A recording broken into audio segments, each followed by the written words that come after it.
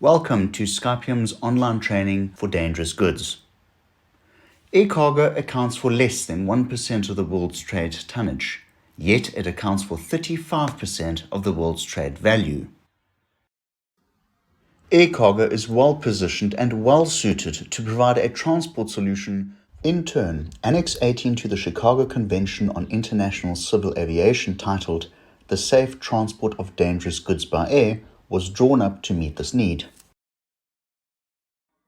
The two international bodies that regulate the safe transport of dangerous goods are the International Civil Aviation Organization, also known as ICAO, and the International Air Transport Association, commonly referred to as IATA.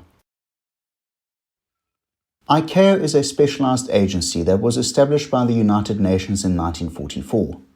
ICAO comprises 193 member states and industry groups that reach consensus on international civil aviation standards and recommended practices in support of a safe, secure, efficient, and economically sustainable, environmentally responsible civil aviation sector. But what are dangerous goods?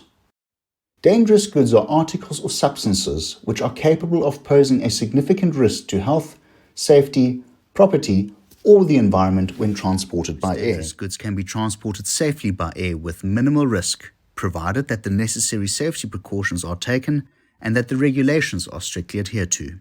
The United Nations Subcommittee of Experts on the Transport of Dangerous Goods established a criterion to classify the various dangerous goods. The classification ensures for a clear and standard method on the acceptability of the substances being transported and how such substances are to be handled during the transport. Dangerous goods training. An essential part of safety is adequate training. Training ensures that the required safety standards are met by instilling and reinforcing the best practices and knowledge required to meet said standards.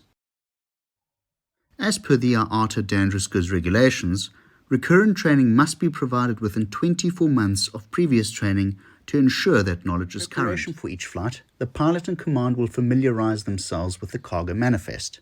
Any dangerous goods loaded on board will be documented on the manifest. This will include the nature of the dangerous goods carried and where on the aircraft these have been loaded. This information will be crucial in the event of an in-flight emergency. Should any in-flight emergency occur, the pilot and command is obliged, time permitting, to relay information pertaining to the dangerous goods carried on board to the relevant air traffic service unit. ICAO and IATA have formulated regulations, technical instructions, and best practices pertaining to safe handling and transporting of dangerous goods.